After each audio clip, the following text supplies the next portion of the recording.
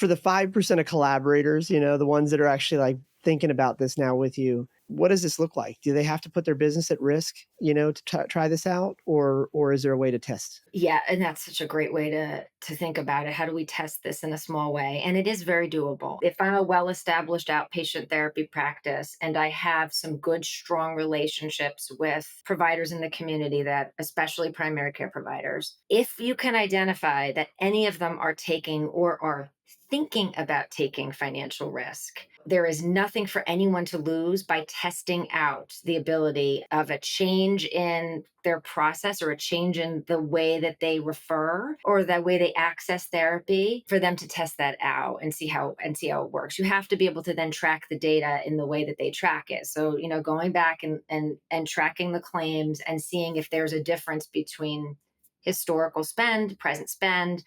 This is a way, we could go down 10 rabbit holes on this and we only have a few minutes, but this is a way a therapist, we talk about having access to potentially the VDRC files, which are the complete data set for claims for the past 4 years. If therapists have access to that and have access to how to stratify that data to look for opportunities in their local physician practices to find spend that they can impact, then they can proactively offer those things. And if you think about it this way, the government and payers want providers to take risks. We're in administration where they're more likely to push providers in different ways to take that risk. We're going to see more new providers, new physicians that have never joined to get into these arrangements. If I'm the outpatient therapy practice and I understand how this works, I would be knocking on their door tomorrow to say, let us help you get into these relationships and let us help you succeed in these areas that we can impact. There's a whole bunch of different ways to go with that with new, but if you have an established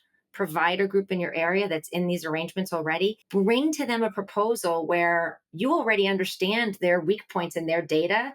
Their eyes will bulge out if they see that you see this, understand the same data that they're looking at and how you're going to offer a solution. And you just pilot a program for a quarter, right? And where you're just going to look to see if your hypothesis, pans out. As we go back and look at their, change in data, change in spend for these conditions, was what we proposed impactful Yeah. on your total spend?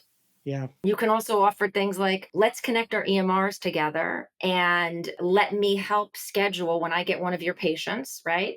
I'm going to see that they're part of your practice and I'm going to help them schedule their annual wellness visit. And I'll even I'll do their full risk screening and some other things that therapists would, can easily do as part of that annual wellness visit, just so number one, you get them in for their visit, which is crucial because in these at-risk contracts, they have to do those visits to capture the patient's risk. It's how they get paid, right? I know another rabbit hole. We can talk about that another time. But if I'm offering as a therapy group, let's connect our EMRs together. Let me help schedule your patients that haven't had an annual wellness visit. Let me get them in for an annual wellness visit. And I'll even send you all of their screening results and anything that I suspect that you should look into when they're in the practice.